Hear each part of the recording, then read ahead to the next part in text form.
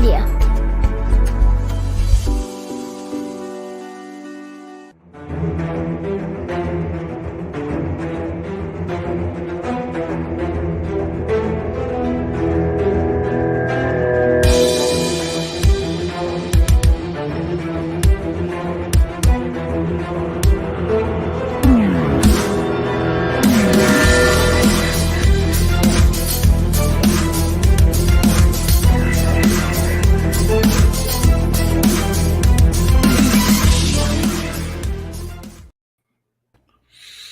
Hello, everybody, and welcome to another episode of the Kansas Missing and Unsolved podcast. Ricky Chaburgi, Derek Relaford here with you again tonight. And how about that new intro? That was awesome work by Brandon back there. He did that for us.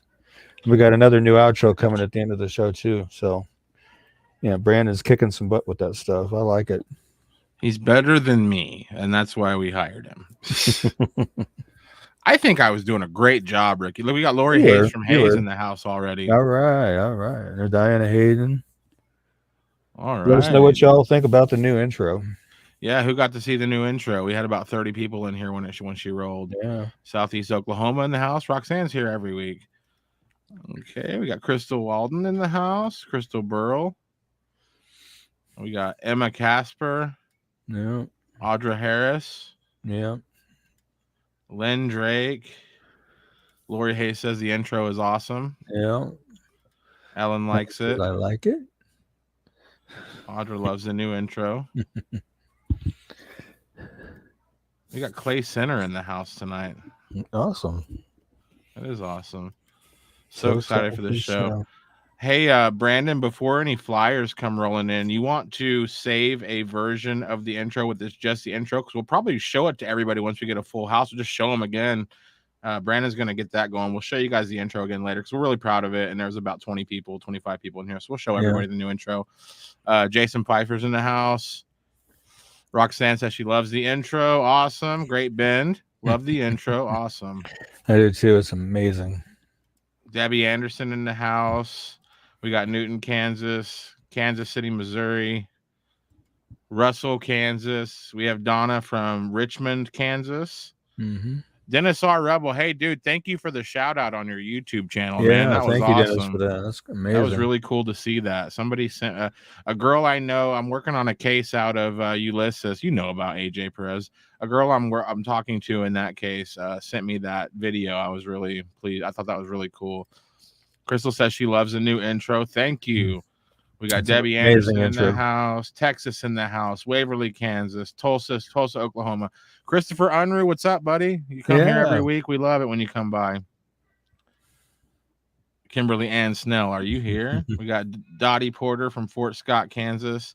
For sure. I really appreciate it, Dennis. That was really cool, man. It's always cool to see somebody, talking about something you're a part of and talking about it nicely like you were. So that was cool. I'm going to return the favor on Dennis. Everybody, if you want to go check out his YouTube channel on YouTube, I believe it's Muddy Waters Search and Recovery, if I'm not mistaken. Go ahead and post the name of your YouTube channel in the chat. We'll put it on the screen, buddy. For sure. We would love to, like Ricky's saying, we would love to. Coffeeville in the house, El Dorado, Derby, Kansas. Debbie's she's looking forward to us showing the intro again here in a little bit. Yep. Bring Megan Fogelsong home. Definitely. One of our friends, a real good friend of the show, Ashley Duft, has a page dedicated solely to bringing Megan Fogelsong home. So check that page out, and we can go ahead and that's pretty much where we pull our information on that case from, is what Ashley knows, because she's been talking to a lot of people about that case since it started. So she's been looking for Megan for a long time. Yes, she has. And we were planning on trying to get her back on the show to give us some updates and stuff on that. There we go. It's youtube.com/c/muddy waters search recovery. Awesome. Yeah, guys, check out his YouTube page. He's doing some he actually Brandon Smith, who did our new intro, he's a producer of this show. He suggested a case last week of a guy that introduced him and his wife like 20 years ago, and this guy's been missing for I think longer than 15 years or so. So we shared that flyer last week. We shared that story, and Dennis shared that on his YouTube page. So I thought that was really cool. Allison Frame Littell Lawrence, former Salina residents. I'm still a Salina resident. Still, and we'll cover some Salina cases tonight, so yeah, that'll be awesome. But I'm excited. We have a great show for you guys tonight. Ricky's going to cover a bunch of cases, and I'm excited. Yeah, you ready to rock, man? Yeah. Did we want to roll the intro again, or do we just want to jump into it? Yeah, we'll go ahead and roll the intro. Well, he hasn't got that loaded yet. We'll get that here in just a minute. Okay. But we'll be right back after this. You're watching Kansas Missing and Unsolved podcast.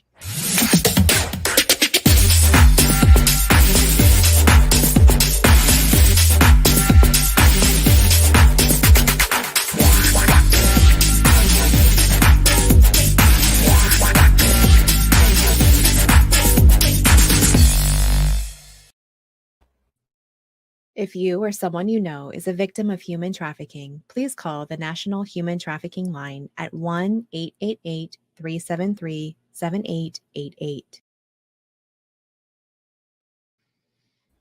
Yeah, Brandon is amazing on that.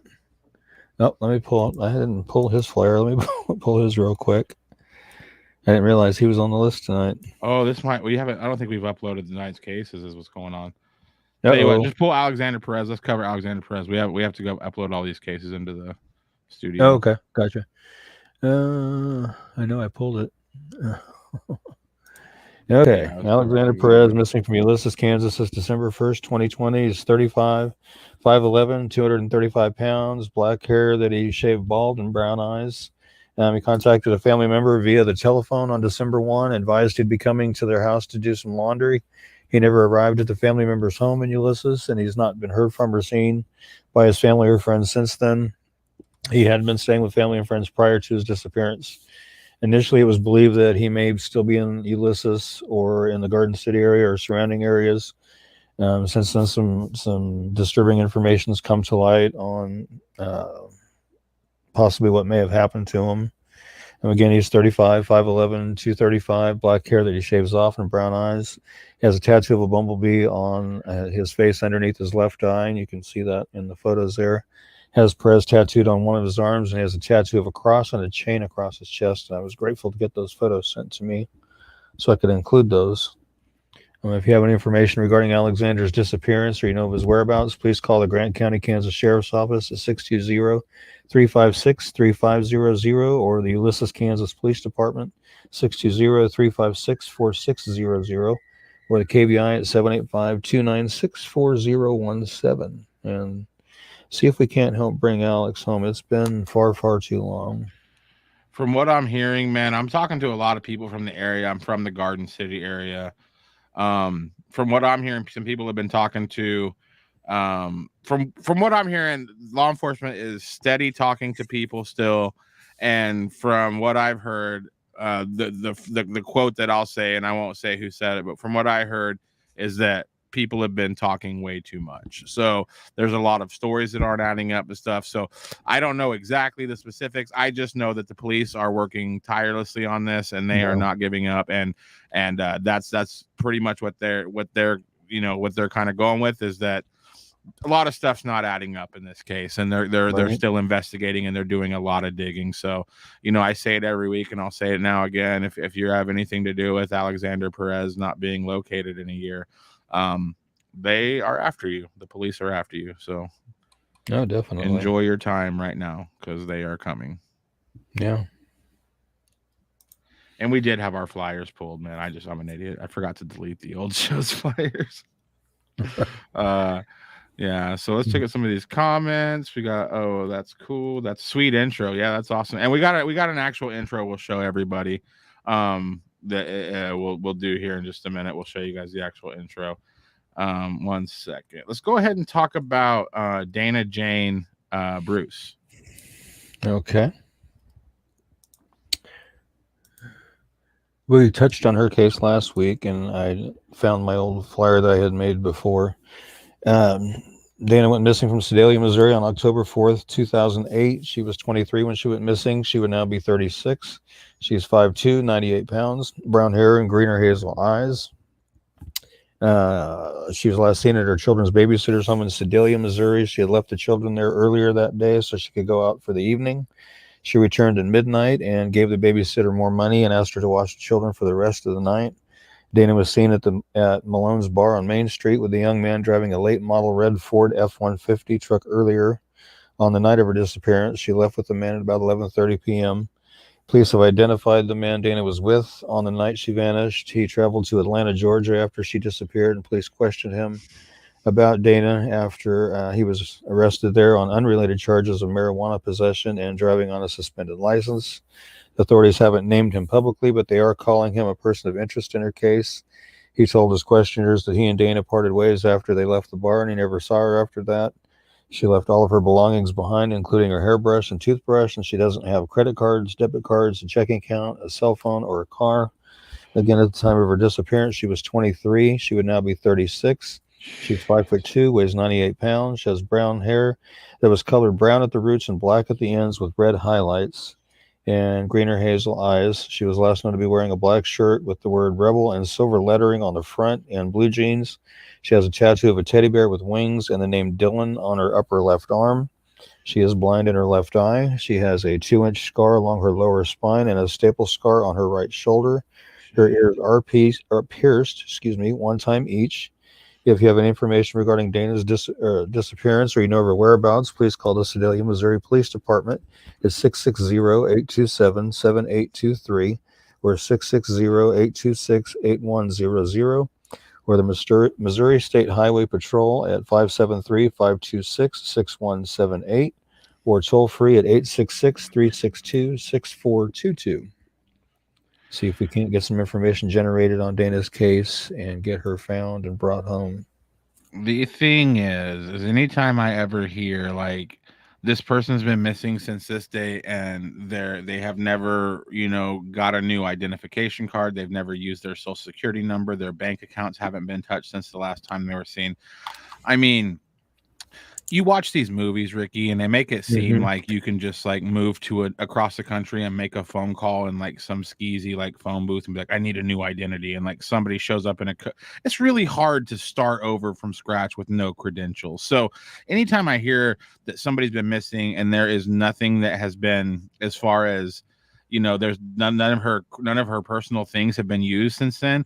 Like to me, it just reeks of foul play. Like it's just how can she be alive if none of her stuff has been used in that long? 2008. I mean, how do you live without how do you cash a check without a driver's license? How do you do anything without legal identification? Right. I was noticing Ellen Dotson's comment. She said she was seen in a red truck, but not with the guy they talked to. Wow. Yeah, that's interesting. Seneca, Missouri in the house. What's up, Scott? Topeka's in the house. Yeah, another Missouri person. By the way, if you are a patron of Kansas Missing and Unsolved, the Facebook page, please, as you can see in the top right of our flyer, please mosey over to, of course, after the show. We're very busy right now, but mosey on over to Missouri Missing and Unsolved, and please like that page and turn on notifications and help us find people in another state. That'd be really cool. Definitely. Agree, very bad sign if nothing has been used. That's what I'm saying, man. Like you haven't. If you haven't used anything that you have to use, like to get through the get through life, then that's very scary. Are you seeing Missouri site messages? Yes, we should be. Yeah. We got 6 people watching at Missouri. So are you seeing Missouri site? Yeah, I try to check them as often as I can. My phone, it's blowing up with messages from both sides. Yeah, so, we should be seeing those. What's up, Laura? Yeah. Alicia's in the house. I like Alicia. She always comes. It's not showing the well, that's weird. It should show those. I'm not sure why. We'll try to figure that out. We're sorry about that. But yeah, that's unfortunate. We're sorry we're not getting those Missouri comments. Talk about Deshina. Okay, this is actually an out of state one here. She is missing from Knoxville, Tennessee since June 18th of 2021. She was 26 when she went missing. She's now 27. She's 5'3", 130 pounds, black hair, brown eyes. She was reported missing on June 28th and has not been heard or seen from since. It's believed that she could be in danger. She was reported missing from Wilson Road in Knoxville. At the time of her disappearance, again, she was 26. She's now 27, 5'3", weighs 130, has black hair, brown eyes. I do believe at one point they were talking to a former boyfriend of hers in connection, but I haven't seen anything more on that. If you have any information regarding Dashina's disappearance or you know of her whereabouts, please call 911 immediately or call the East Tennessee Crime Stoppers at 800-222-8477. Or you can go to the website, easttnvalleycrimestoppers.org to submit a tip, or call the Knoxville, Tennessee Police Department at 865-215-7000. See if we can't help get some information generated on Dashina and see if we can't help get her found. I don't like that. Believe she's in danger. Yeah, they didn't specify as to why. They just said that they believe she may be. You never know, man. I don't know this girl's life. I don't know her story, but I talked to somebody the other day at my job. It was a stranger, and I was like, my question was like, well, why do you want to get a new house? And they were like, well, last night my stepdad came over to the house and murdered my mom, and then my husband had to kill him. I was like, what? Yeah. But what the reason I just told that horrible story is that is so common. They were like, he had warning signs. He was threatening her for 10 years, and he finally, I mean, like, you know how many women are out there are in danger every day just because they dated the wrong person or something like that? Anytime I hear a girl's in danger, I automatically just kind of assume that it's somebody that's upset that maybe she doesn't want to be with them anymore, or just some kind of some guy that's and I don't know, it just makes me sick that women are in danger, and there's really not a whole lot they can do about it besides call the police, and they show up and say, hey, break it up, and that's about it. Right. This guy saying Ellen Dotson says she was seen in a red truck, but not the guy they talked to. I did see that comment. So yeah, it's right here. I think we are seeing those. So if that was on the Missouri page. Oh, sorry, let me pop it back up again. Laura Thomas says, I'm from Lebo, Kansas, but living in Danville, Illinois. Sad news here today as missing person Jelani Day from Danville, current grad student at Illinois State in Bloomington, went missing on August 25th. Body was found in a river nearby a couple of weeks ago and was just determined. Oh, my gosh. That's terrible. That is terrible. Speaking of bodies found, this Gabby Petito thing, Yeah.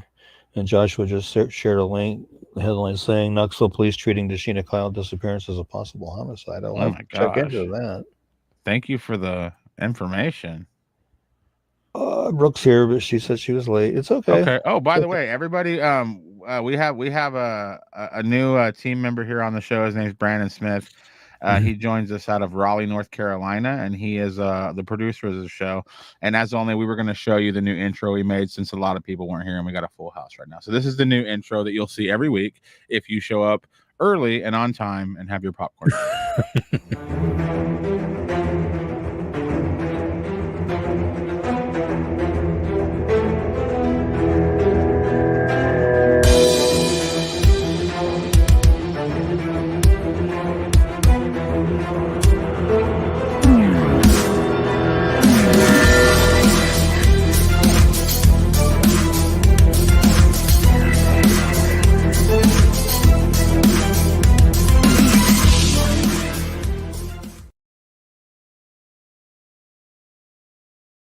So that's what she looks like now. New intro. That is snazzy. Sweet. Snazzy. We love it. We like Brandon a lot. Everybody give Brandon some love in the chat. He loves seeing the love. He loves seeing the support. Man, we are spread out. I mean, I'm in Kansas, you're in Arizona, Brandon's in North Carolina. Yeah. We're all over the place. While we're getting all this love from Brandon, tell us about Donald Walters. Walters, I'm sorry. This one we've covered before, but I updated his age now on there. He's missing from Great Bend, Kansas since July 7th of 2020. He was 75 when he went missing, and now he's 77. He's 5'5" to 5'7", weighs between 135 and 150, has gray hair and blue eyes. He does suffer from Alzheimer's. Donald's vehicle was located near Okmulgee and McIntosh County line near the Eufaula Wildlife Management Area east of Henrietta, Oklahoma, around July 15, 2020.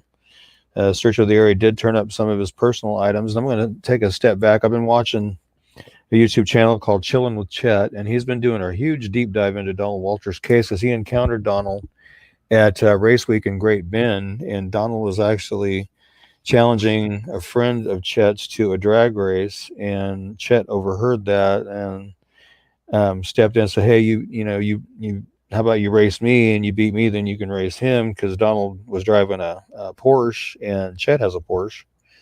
And so they raced, and the first race Chet won. Well, they decided to go again, and for whatever reason Chet's Porsche timed out, so Donald won the second race. But not too long, I think it was like a week or so after that particular race is when Donald went missing. So Chet's really doing a deep dive into trying to figure out what became of him. And come to find out that Donald worked with the government. He said he was a retired spy, and he referred to himself as, he told one guy, he asked one guy, he said, you remember the character Q in the James Bond movies, the guy that come up with all the fancy cars and stuff like that? He said, that's basically what I did for the government. And they were able to track down documents that supported those claims. So he wasn't just making it up. They actually found documents to support that. Yeah, there were documents to actually support that. So he's like a rogue former high official. Matter of fact, those the two outer photos on the flyer with the glasses on, I actually screenshotted those from Chet's video and used those. Because I wanted pictures of him with his glasses on and stuff, so I just kind of. I'm wondering if there's like something with his thought process going wrong. Maybe low blood sugar, low oxygen level, something. I mean, the Porsche he was driving, he said he had it turned up to where it was like 1,200 horse under the hood on it, and jeez, stuff like that. And he owned 2 houses in Great Bend, and they're just sitting there. Yeah.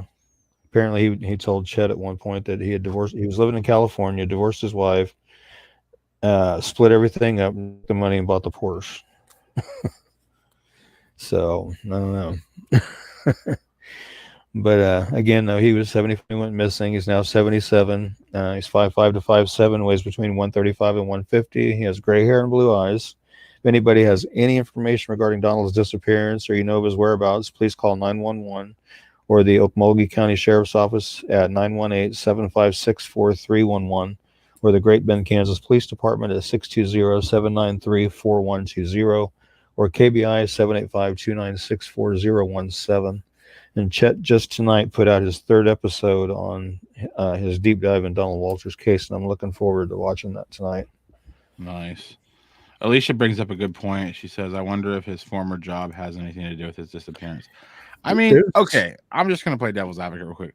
Let's say I was in charge of the world, and I had Donald working for me for, 40 years, telling him all my secrets, and then I hear that he's down at the racetrack acting, racing people and talking about state secrets. I mean, I'm a conspiracy theorist, by the way, Alicia. So, I mean, I'm just kind of just rolling along with your comment. But I mean, if this guy really had like high profile knowledge, they probably weren't happy he was just saying that kind of stuff around town. Right. Oh, and there was an interesting twist in the case when Chet started first deep diving into all of that. He had talked to some firefighters there in Great Bend about Donald and talked about him being missing and stuff. And he said, oh yeah, they found him deceased down there in Oklahoma, not far from his car. And so he walked over to the sheriff's department and talked to them. He said, oh no, we still have him listed as missing. He hasn't been found yet. So somebody had started a rumor that he had been found deceased, which turned out not to be the case. And Kelly's asking about the houses. I know at least one of them's been sold. Okay. So at least one of them has. I'm not sure on the other one. I have to rewatch Chet's stuff again. And Connie's saying those were from the SCRA drag strip. Yep, Chet's an EMT, and yeah, in his videos he said he didn't appear to be mentally off at all. That's very true. And what's the difference between the date Chet saw him and the day he disappeared?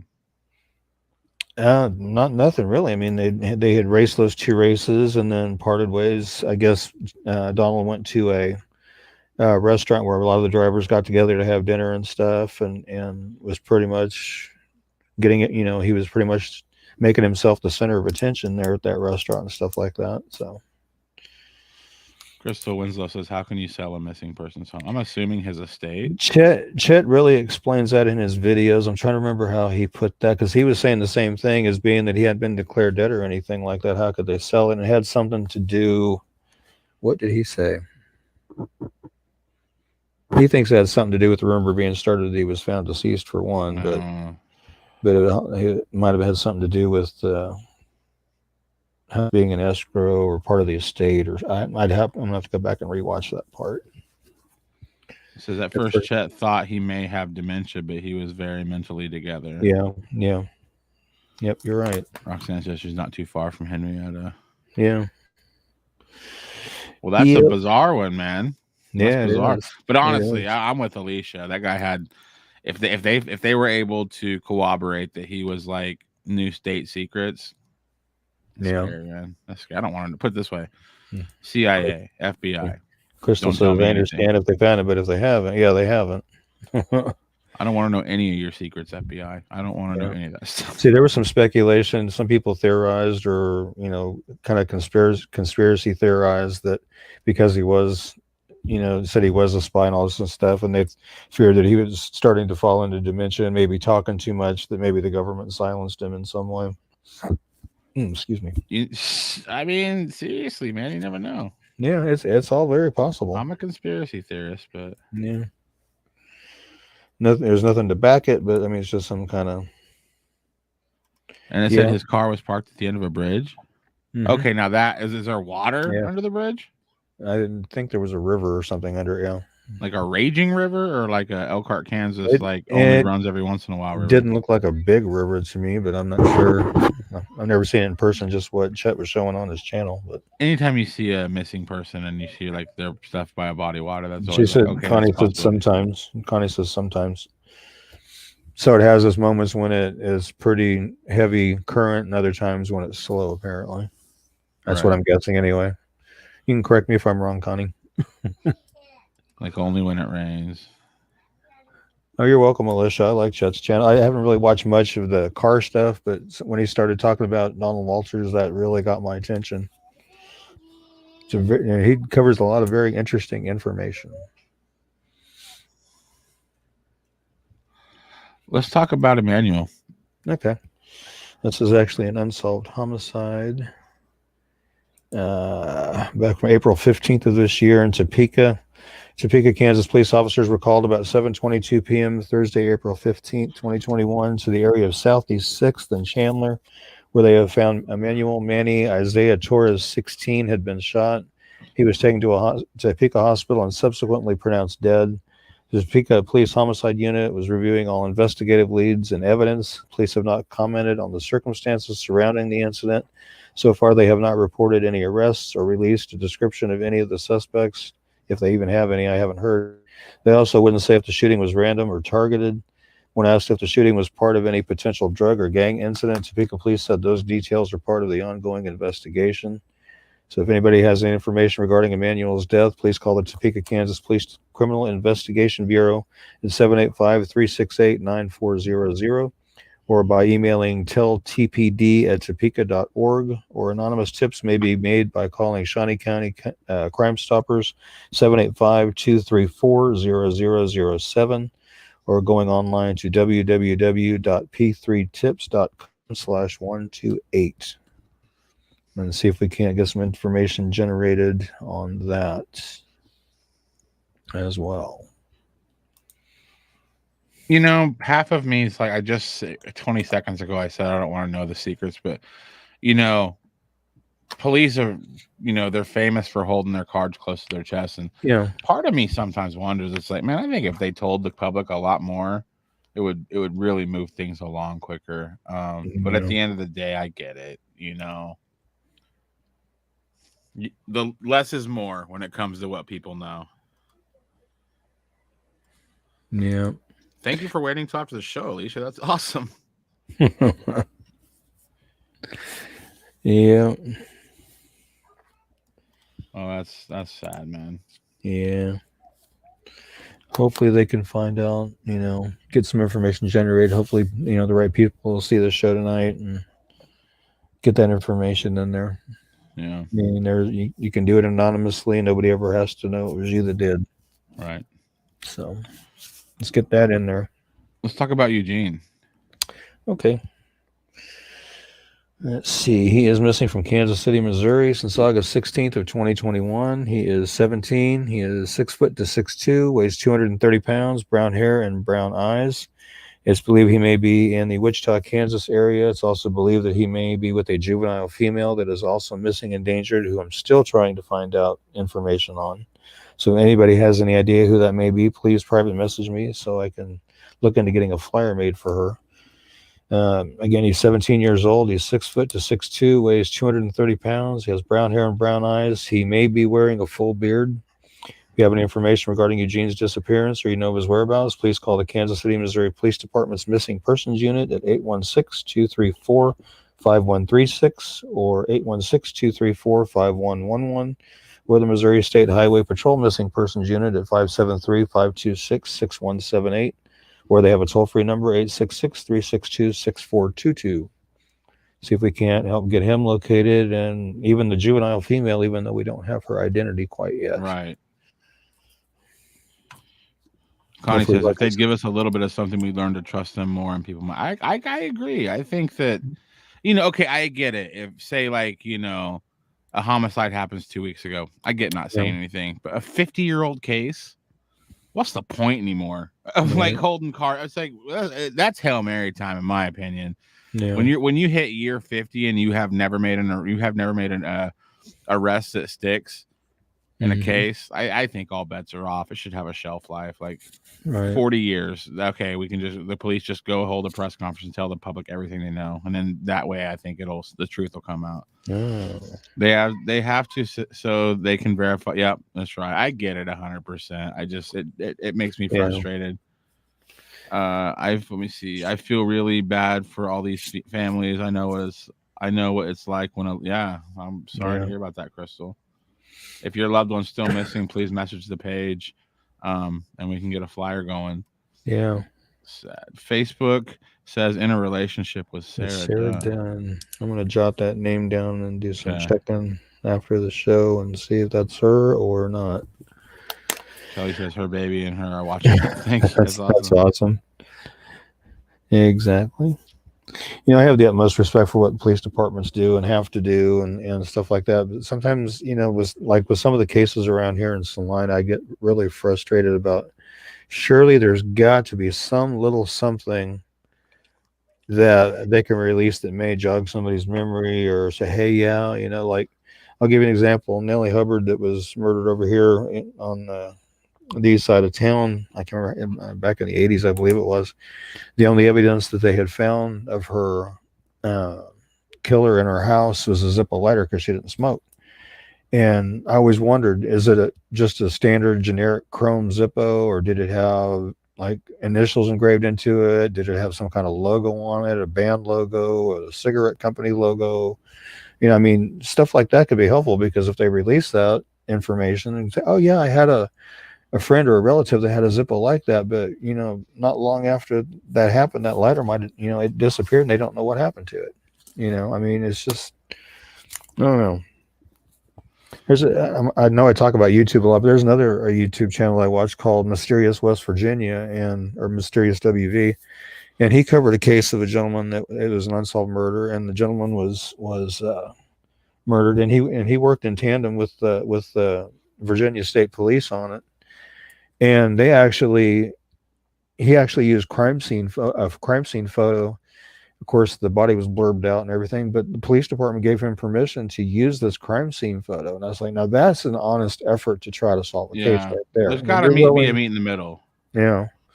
And when you're willing to go to that extreme to solve a case, that to me is I was like, whoa, they really want to solve this case if they're willing to do that. Right. Kelly says her baby gets hyper when you're talking. I wonder why that could be. She says they could definitely. That's cool though. That's cool though. I like that.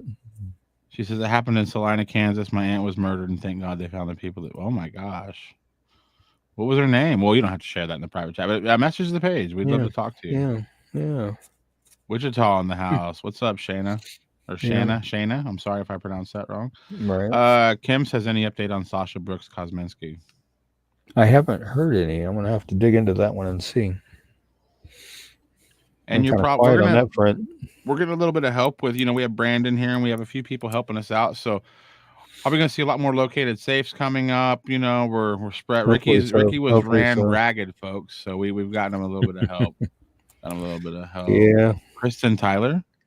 I mean, for those of you who don't know, I do have a full-time 40 to 42 hour a week job that I work. I do this. My older daughter moved in with me back in December, so I'm taking care of her and raising her. I mean, she's 16.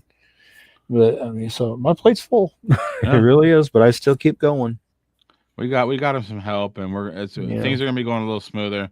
Marie says hello from Kansas City. Yeah. Any update on Lori Hilmer? I haven't heard of anything on her. Her case has been so quiet, just too quiet in my opinion. Matter of fact, I think we covered her flyer last week or the show before that. Sounds familiar, yeah. Yeah. Yeah. Hopefully we can jog some information loose. Did you remember the Salina case, Kristen Tyler? Yes, actually, matter of fact, that's her sister. Yeah, matter of fact, I went to Kristen's memorial over in Jerry Ivy Park when they had that memorial, and I have some stickers and stuff up on my bulletin board behind me of Kristen's up here. Nice. Yes, I do remember that. Let's talk about James Dale Yarborough. They did actually catch the guy that murdered Kristen, and I believe he is still sitting in prison, rightfully so, and needs to be. So, okay, this is going to be a little lengthy, but that's okay. James Dale Yarborough, missing from Palmyra, Missouri, since September 15th of 1999. He was 30 when he went missing. He would be 52 now. 6 foot tall, 180 pounds, brown hair and brown eyes. He resided with his parents on their 200-acre farm near Palmyra, Missouri. He was last seen inside their house during the morning hours of September 15th, 1999. Dale's mother noticed that he had left all of his personal belongings behind, including his wallet. She assumed her son would return home shortly, as all of his vehicles were parked near the family's farm. Dale's mother became concerned when he failed to contact anyone by noon. He has never been heard from again.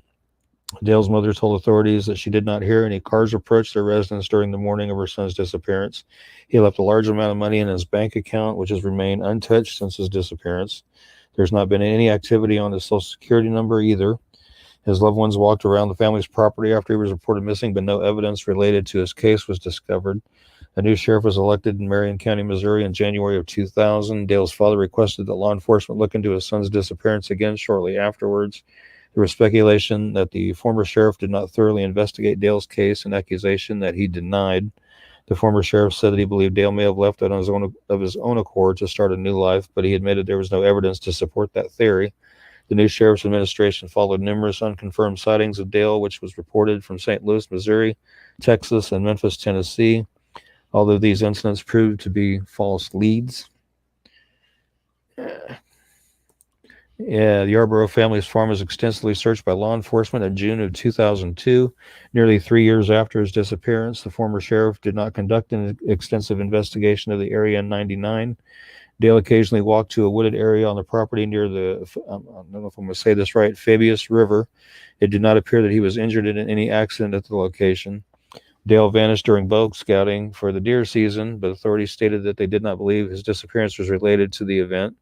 Investigators announced that they completed a thorough search of the property at the end of June 2002, but no evidence connected to Dale's case was discovered.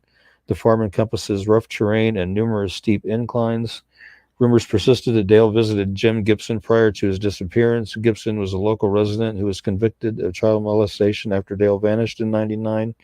Authorities interviewed Gibson at a prison in Jefferson City, Missouri during the summer of 2002. They announced that Gibson was not involved in the case. Investigators do believe that several individuals in the local area have information that could solve Dale's disappearance. If you have any information regarding Dale's disappearance or you know of his whereabouts, please call the Marion County, Missouri Sheriff's Office at 573-769-2077 or the Missouri State Highway Patrol's Missing Persons Unit at 573-526-6178 or toll free at 866-362-6422. And see if we can't get some information generated on Dale's case. Get him found back home. He's one of those people with not, I guess, I know, but like his flyer, we cover flyers sometimes where every picture looks like it could be a different person. Yeah. Like he has several different looks. Yeah. Yeah, the far left picture, he's clean shaven. And Yeah, it one looks like next to he's that, a little bit of a mustache, maybe. A little bit of a 5 o'clock shadow, possibly.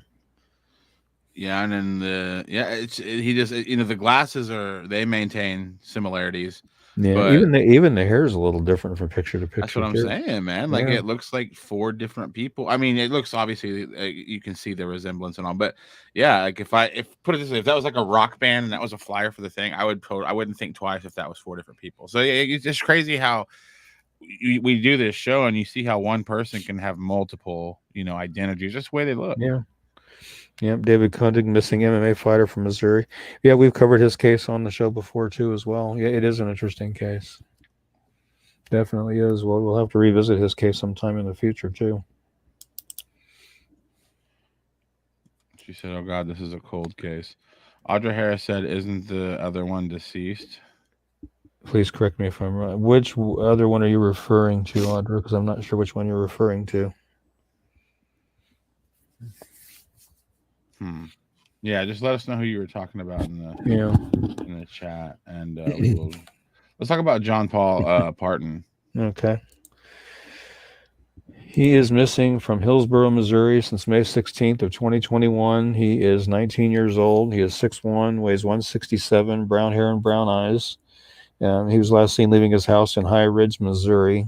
He did not have an active cell phone at the time of his disappearance. Again, he's 19 years old, 6'1", weighs 167, has brown curly hair and brown eyes.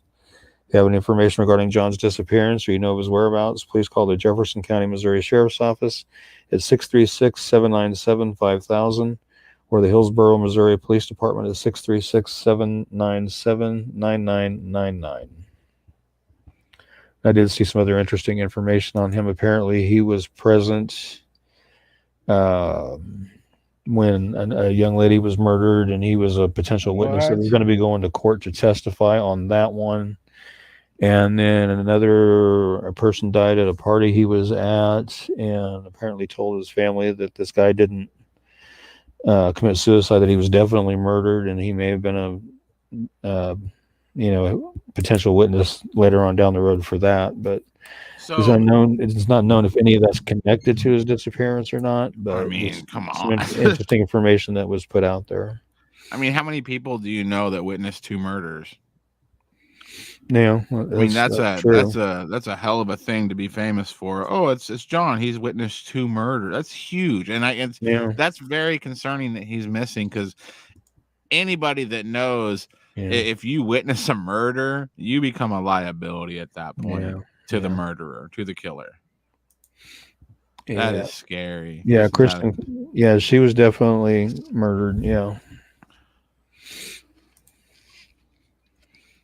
Yeah, and Kelly's saying nobody got to him to shut him up. And I said they don't know whether that was the case or not, but I hope that's not the case either. I mean, it could be that because of all that he decided he was going to disappear on his own.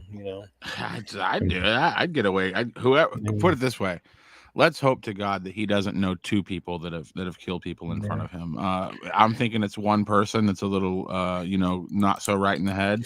Yeah. I would get as far away from that person if I was John as well. So, John, if you're out there and you're listening, you've witnessed some pretty heavy, realistic life stuff.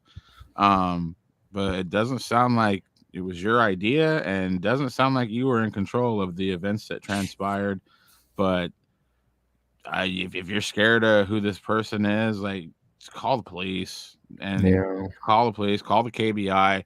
They will send somebody to protect you and put you somewhere, especially if you know things. Like at this point, you're missing. We're talking about it on a live stream. Word's gotten out that you've witnessed 2 murders. If you're seeing this, call the police and go get some help and be safe. Yeah, hopefully he's out there. Hopefully he's out there safe someplace. And he just, his family is worried to death about him, wants to know, is he alive? Is he dead? They just want to know something. They need to know so they know what's going on. But like I say, hopefully he's out there safe. I hope he is. I hope he's just, got too hot for him, witnessing everything and witnessing, and he decided just to disappear. Hopefully that's what the case is. She says he looks like he could be one of my sons. I mean, for real. Yeah. Kelly says he looks 12. Hey, now. John would disagree. Hopefully, what is it? Hopefully, just got away. Yeah. And Carrie's saying she was saying the other suspect. Oh, I don't remember off the top of my head, but possibly. I'm not sure. I can't remember. Put it this way, Audra. We're going to be covering that case next week, just as a recap of what happened. Just because her sister was here, and we've talked enough about the Kristen Tyler situation that we should at least do a recap of that case next week. So I'll have to find my information on that. We do hope he is okay as well. Yeah. Okay. Let's talk about Malakai Rogers. Okay. See here. Thank you guys for doing this, getting Faces information out to larger. You're very welcome. That's what we're here for, and that's what we're here to continue to do. And one of the main selling points of this show is we hide our face most of the time, so you don't have to look at me and Ricky.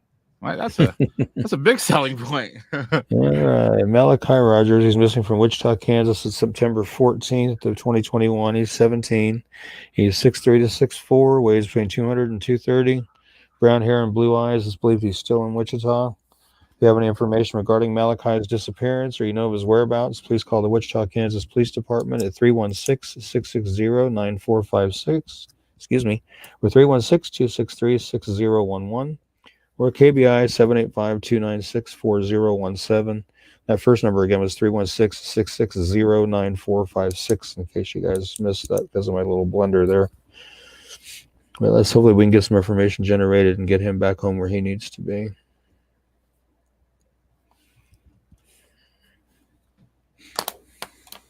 And I've actually I believe I've done a flyer for him before in the past. So. I like his name. That's a cool name. Yeah. Malakai. Yeah. Crystal is her niece. Okay, yeah. So we're going to cover that next week. We're going to talk about that. Oh, she's her aunt. Okay. Yeah. And Audra said, thank you. Okay, listen, Roxanne. I work very hard. Okay. I work tirelessly on my gut. I mean, my job. I'm guilty of especially towards the end of the show. Yeah. I'm a pretty big yawner. And what's crazy is it's only 7:50 here where I am. It's 9:50 where Ricky is, and I'm the one yawning. So yeah, I take the criticism on that one. Then poor Brandon, it's 11:50 where he is. Brandon's exhausted.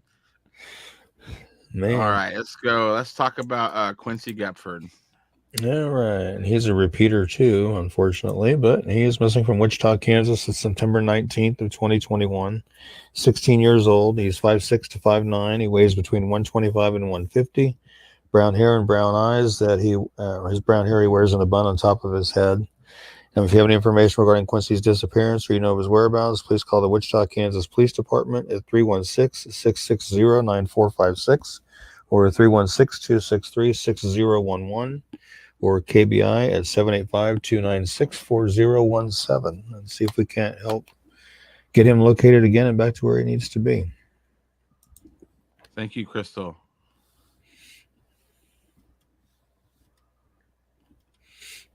Thank you, Crystal. Definitely. Vista's here. Vista, hey, what's Vista? So she missed the new intro. Darn. Wow. You have to watch the replay, Vista. It's a great intro. We got a great intro for you. Brandon's been really crushing it behind the scenes on the show. Definitely. Right now he's crushing a soda of some sort. I can see him. I can see Brandon, people. You got to see it. It's beautiful. Let's talk about Teddy.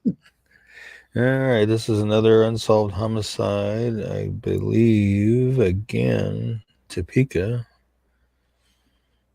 Says that too. There it is.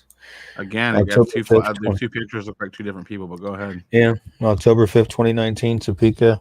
Topeka police officers were called shortly after 2 a.m. Saturday to the scene in the 500 block of Northeast Paramore in Topeka, where they found Teddy Kleiner, 45, suffering from multiple gunshot wounds. He was taken to a hospital where he died. No information on motive or suspect or suspects has ever been released by Topeka police. If you have any information regarding Teddy's death, please call the Topeka, Kansas Police Investigations Bureau at 785-368-9400 or the Shawnee County Crime Stoppers at 785-234-0007. Tips can also be made anonymously online at www.p3tips.com/128. see if we can't get some information generated on his murder and help, get some justice for him and his family. Multiple gunshot wounds. That's Yeah, terrible. definitely. It's a bad deal. We're going to go through a couple cases quickly because we are running out of time. Let's go ahead and talk about Liliana. Liliana Coleman. She is missing from Lawrence on September 12th, 2021. She's 16, 5'5", 130, black hair, brown eyes. It's believed she's still in Lawrence. If you have any information regarding Liliana's disappearance or you know her whereabouts, please call the Lawrence, Kansas Police Department at 785-832-7509 or the KBI at 785-201-2917 and see if we can't get her found and located back to where she needs to be. Lawrence is a lot of town for a little bitty, for as big as it is. It's not a huge place, but that's a lot of town, man. Yeah. And a lot goes on in that town. Oh, I'm sure. So I just hope she's safe. The college is there, and it's just a lot of like just bad scenes there. So I hope she's not, caught up in anything like where anybody, it's people that she shouldn't be around, because she's got a bright future ahead of her. I just don't want anybody to. See, in Lawrence, you got Topeka to the west, you got Kansas City to the east. Yes, I mean, it's got all those elements. And that's true. A big party town for any age. When I used to be a rock and roller back in the day, if you can believe it or not, we used to play bars in Hays, Kansas, and they used to let 16-year-old people drink in the bar. They didn't care. This was, of course, 20 years ago, but I mean, these college towns, there's parties. Oh, look at that. Yeah, you're very welcome, Tasha. Maybe you can do a story on my brother. It's still on. Yeah, message me the information on it, and I will definitely look into it and get something made and posted. For those podcast listeners, Tasha Witt saying, "Hey Ricky, thank you for helping to bring my daughter home in 2017. Maybe you can do a story on my brother. It's still unsolved. Thank you for all you do." And by the way, we never talk about this, but we have an audio podcast that you can listen to. Just look on any podcast platform. Look for Kansas Missing and Unsolved. We'll be there. There you go, Derek. Oh, no, here you go, Derek. Hey, I'm doing good now. I'm thinking about switching to Death Wish coffee. I hear that's going to really keep me awake. Oh, man. Let's talk about Justin Ray. We got 2 more cases after Justin, folks, and we got a really nice located safe video for you tonight. Okay, Justin Ray is missing from Lawrence, Kansas as well. September 18, 2021. He's 16 years old, 5'8", 120 pounds. Got brown hair that was previously dyed red, currently blonde and light pink from bleach and the red dye. And he has dark brown eyes. He is on the autism spectrum scale. It's believed he may still be in Lawrence, or he may be in, I'm not sure if I'm going to say this one right, Ulaga or Tallulah, Oklahoma, Grandview, Missouri, or Galveston, Texas. If I mispronounced that, well, first of all, shame on Oklahoma for. No, I'm just kidding. Those are that's mostly probably tribes and stuff. But anyway, Again, he's 16 years old. He's 5'8", 120. He has naturally brown hair that was previously dyed red. It's currently blonde and light pink from the bleach and the red dye, and he has dark brown eyes. If you have any information regarding Justin's disappearance or you know his whereabouts, please call the Lawrence, Kansas Police Department at 785-832-7509 or KBI 785-296-4017. And, you hear about kids on the spectrum. I don't know if my son's on the spectrum. I know he's being tested for it. His teachers believe he's on the spectrum. Now, my kid is just a regular kid. He just doesn't like loud noises. Certain things bother him, but like, you got to realize that if you're on the spectrum, or if you know somebody on the spectrum, life's not like just super easy. It's like a whole different set of struggles on top of regular life. So Tasha was saying it was James Labatt. I did do a flyer for him, James Labatt. I don't remember if we covered him or not, but we'll sure definitely put it on the list. Well, Justin, if you're out there, if you see this, call somebody. I don't think it was a missing person. I think it was something else, if you know what I mean. She says, amazing coffee, Death Wish. Yeah. How many cases did you say we had left? Because I have 3 on my list that we still haven't done yet. We have, as far as I'm concerned, we have Cameron Hendry and Lamont Outland. Who are we lacking? Keeslin Roberts. Keeslin Roberts. Yeah. What you talking about, Willis? Let me go get it from the page. I'll send it to Brandon. Okay. But let me go ahead and put that next flyer on the screen. Let's talk about Cameron Henry, and I'll get Brandon that flyer real quick. All right. Cameron Henry is missing from Independence, Kansas. It's September 19th, 2021. He's 18. He's 5'6", 285, blonde hair, blue eyes. Interesting thing about Cameron, he has actually been messaging me, telling me that police have cleared him and that he's not missing, which there's a lot of confusion on that right now. So he's still considered missing. So if you have any information regarding his disappearance, or you know where he's at, call the Independence, Kansas Police Department at 620-332-1700 or the KBI at 785-296-4017. And so we can help get him located, because even though he's had contact with police, he still has not been physically seen by the folks that are looking for him, and they need to actually see him and get him returned. So let's help them out, and let's do that. Didn't mean to yell at you in private chat, Brandon. My caps lock was stuck. It was like, it's in production. I yelled at him. Sorry about that, Brandon. But we're getting that flyer for you, Ricky, right now. Okay, cool. Let me see. So that Cameron's the one that's messaging you. That's one you were telling me about last night. Yeah. Right. I mean, but it's a realm I've never been in before. Let's put it that way, because it involves several different entities. So, right. Well, Cameron, you're 18. Obviously, we still have you on the show. People are worried about you. People are looking for you. Just be safe. Make good decisions. Yeah. Don't do anything drastic. I mean, as far as like you're 18 and you got the keys to life now, but really, just be calm. Make smart decisions and keep self-preservation and self-care at the focal point of what you do, because life is you got a lot of life left to live, man. So don't try to do it all real quick. Mm-hmm. Let's talk about Lamont Outland. Yeah, that's one that I just did right before the show. I mean, literally right before the show. Missing from here in Salina, Kansas, on September 22nd of 2021, so since yesterday. He's 13 years old, 4'10", 160, brown hair and brown eyes. He was walking home from school, apparently with some friends, and did not return home or check in with his parents.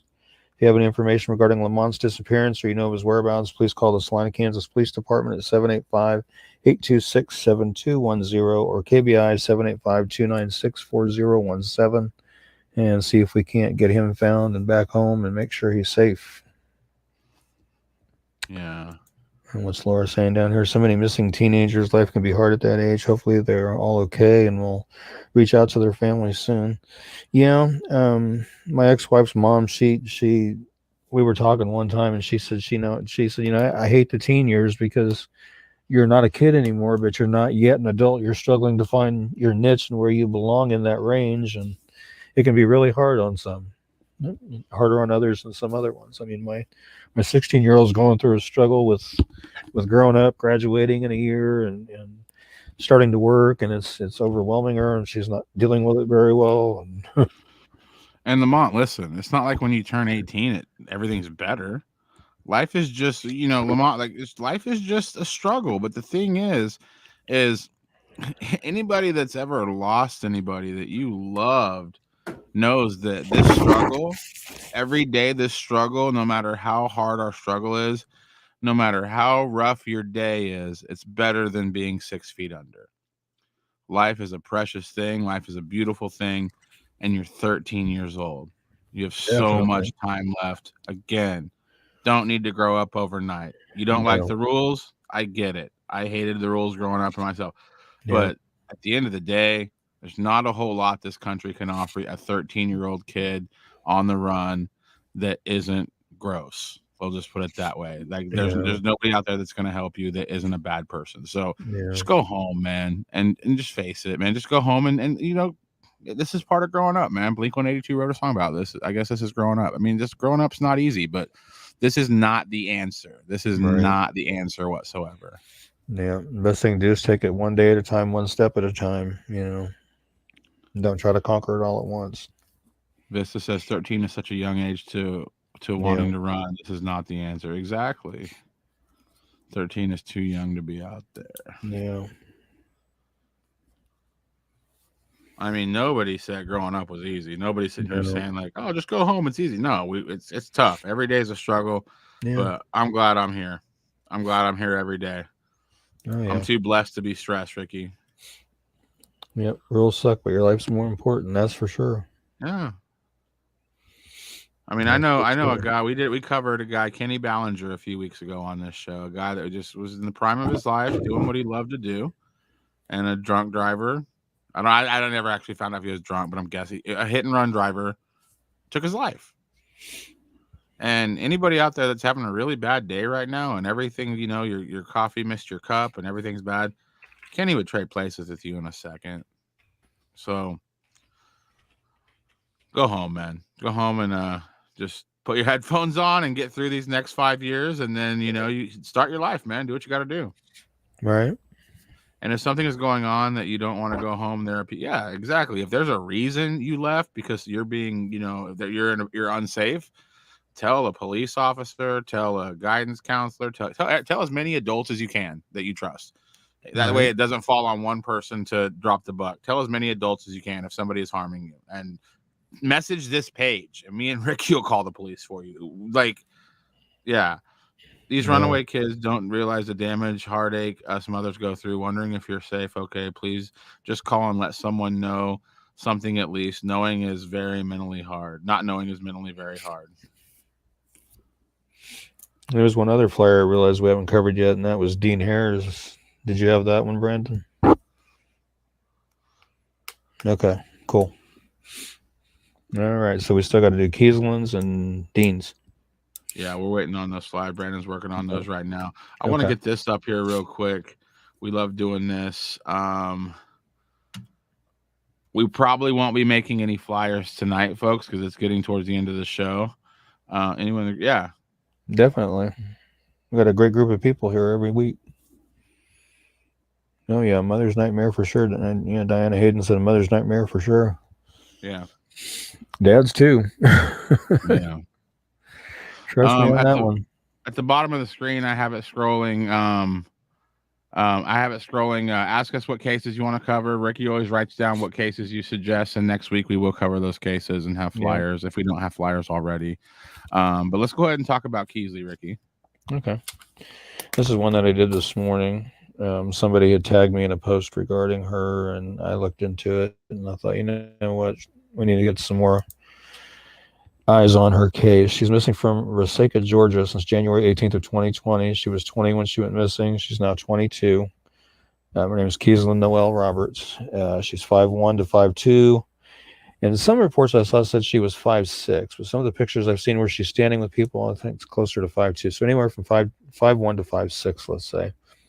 Blonde hair and green or hazel eyes. She was last seen at the Flying J off I-75 and 288. Resaca Beach Boulevard in Resaca, Gordon County, Georgia.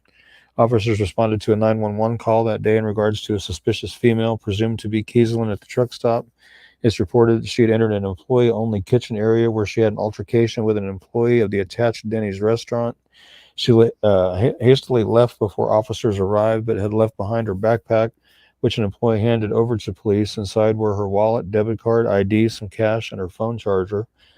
There are some outlets that have stated Kieslyn told witnesses that she was at the truck stop because she had arranged a meeting with an unnamed male. However, this has not been elaborated on or corroborated. On January 20th, 2020, her family was searching for her when they came upon her white Toyota Corolla parked in the far corner of the back parking lot of the Flying J. It was backed into the parking space. It wasn't just pulled in nose first. It was backed in, which apparently is uncharacteristic of Kieslyn. They found the majority of her belongings still inside, including her purse. While Keelan was officially reported missing with the Murray County Sheriff's Office that day, investigators were not made aware of the vehicle's discovery until a few days later. On January 29th, some of her clothes were found hidden in a bush by the dumpsters at the back of the restaurant, but her cell phone's never been recovered. 2 days prior to when she went missing, a 21-year-old male had went missing from the same truck stop, and his car was found backed into a parking space similar to hers. but the sheriff's department doesn't feel like these two cases are connected. And his body was found a short time later. Was found nude, and I believe in a body of water. I can't remember the exact location now, but they don't feel like they're connected in any way. So not sure on that one. But Kiesling has gauged ears in her, gauged piercing in her ears, and they're saying that if she has her gauges out, the holes will be big enough to be visible without the gauges in them. And she has a tattoo on the inside of her right forearm of a design of blue waves, green and yellow sea turtles, and yellow hibiscus flower with the words "Love Yourself First" in script, which I've got a couple of pictures of them up there. If you have any information regarding Kiesling's disappearance or you know of her whereabouts, please call the Murray County, Georgia Sheriff's Office at 706-695-4592 or the Gordon County, Georgia Sheriff's Office at 706-629-1244. And Kiesling's family is currently offering a $10,000 cash reward, no questions asked, for information leading to Kiesling's location. So hopefully, get some more eyes on this, get some more information out there. I mean, yeah, Kiesling did have some minor scrapes with the law. She was on probation at the time for a minor marijuana possession charge, and after she disappeared, a warrant was issued for her arrest for a failure to appear. But prior to that, she had been checking in with her probation officer regularly and never missed an appointment. And some people were theorizing that she just took off because she knew she had a warrant out for her arrest, but that's never been proven. So but hopefully we can help get some information generated and help get her found. And it's coming up on almost 2 years, so need to help get her found and back home to her loved ones. I know her dad has been frantic with worry. He's a truck driver himself, and he knows how dangerous truck stops can be, especially for a young, attractive female. So there's some that fears she may have been taken by a truck driver or sold into trafficking, that kind of situation. But that seems connected to me. Yeah, there's no evidence suggesting that at all. So, do not know. Alicia says there is an unsolved murder case out of Great Bend. Her name is Roberta Klotz. That could use some coverage. I did make a flyer for her, and I'll have to dig it up, but we can sure cover it on the following show here. Let's go ahead and cover Dean, and then we're going to get out of here in about 5 or 6 minutes, folks. We got a little bit of time left, but let's go ahead and talk about Dean, Philip Dean here. No, you're always in such a hurry. All right, let's see here. I'm looking for his flyer. I know it's on here. I pulled it. There it is. His name is Philip Dean here, but he goes by Dean, so I will refer to him as Dean. He's missing from Raleigh, North Carolina since August 13th of 2018. He was 42 when he went missing. He's now 45, 6'2", 200 pounds, brown hair and brown eyes. Dean was last seen by his family in Raleigh, where he was living at the time. On August 26, 2018, his family received a text message from Dean stating he was in Greensboro, North Carolina, working. Dean's cell phone was turned off by the phone company for failure to pay shortly after. When law enforcement checked on his residence, Dean's mailbox was full of mail and his residence was vacant. At the time of his disappearance, Dean was 42. Again, he'd now be 45. 6'2" and 200 pounds. He has brown hair and brown eyes. If you have any information regarding Dean's disappearance or you know of his whereabouts, please call the Raleigh, North Carolina Police Department at 919-996-3335 or 919-831-6311 and see if we can help generate information for Dean and his whereabouts. In that case, and Dean is actually a very good friend of our producer Brandon's, and Brandon's brought that to my attention. And I told Brandon I would get a flyer made and we would get him covered and see if we can't get some information as to where he may be. I'm pretty sure Dean introduced Brandon and his wife 100 years ago. I believe that's what Brandon told us, yeah. Yeah. Well, folks, it is that time of the night for that located safe video that we do love to do so much.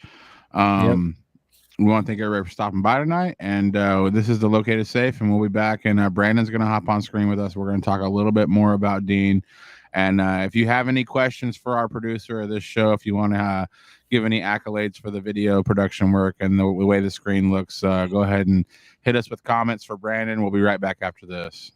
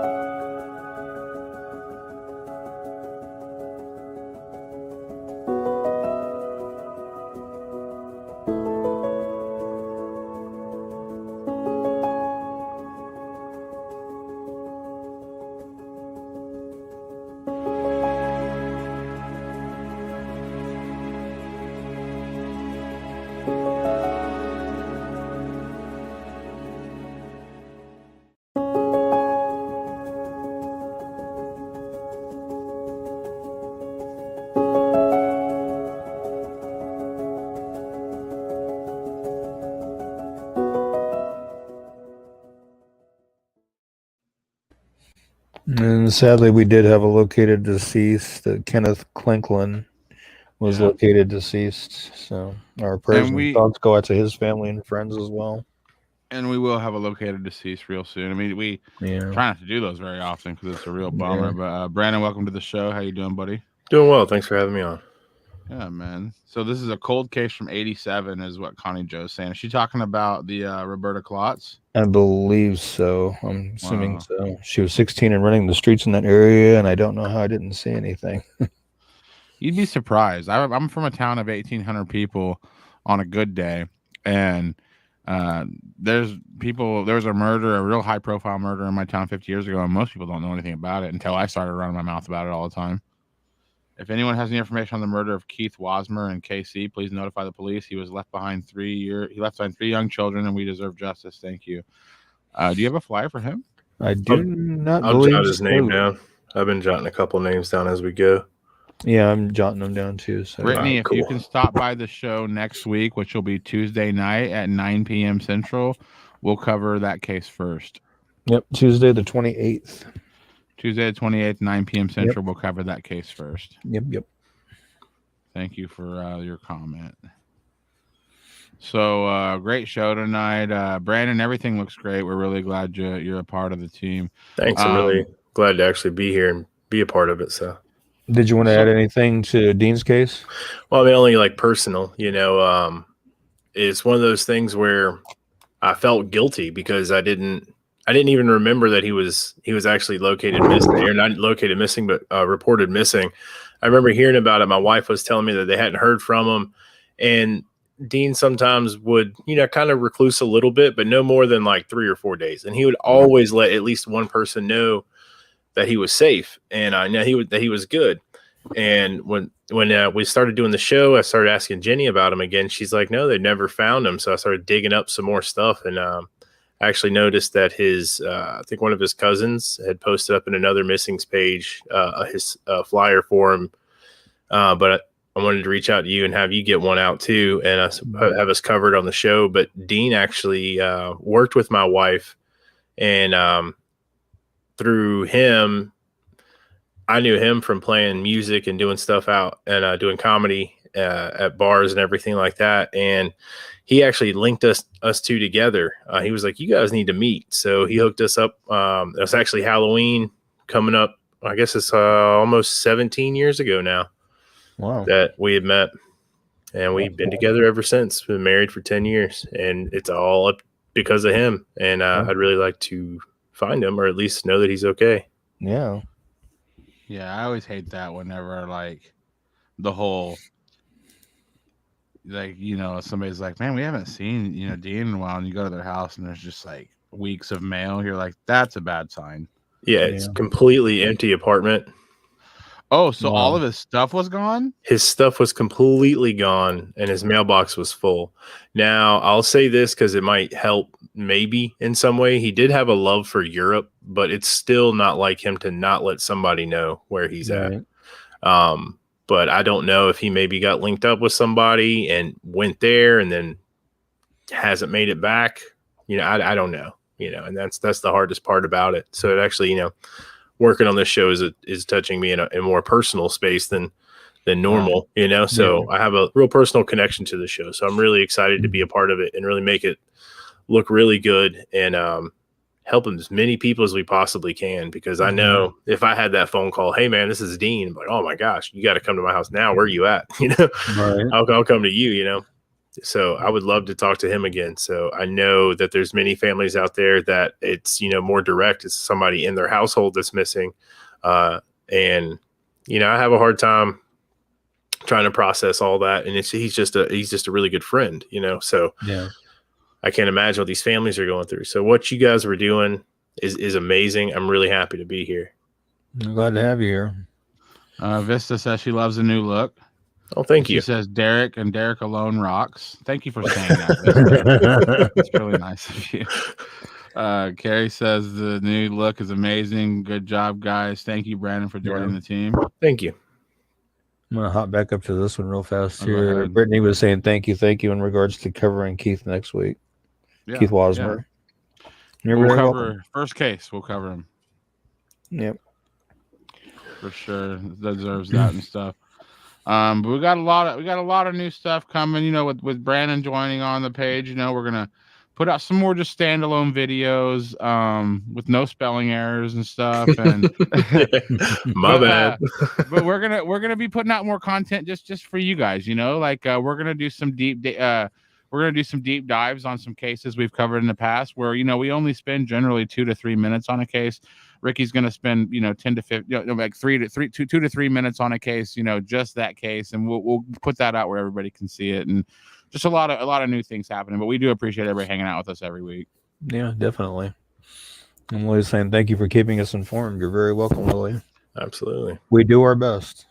Yeah, and really, we're only informed because of people like you messaging our page, and yeah, we don't have subscriptions in small town newspaper. People call us and tell us, so we really appreciate the.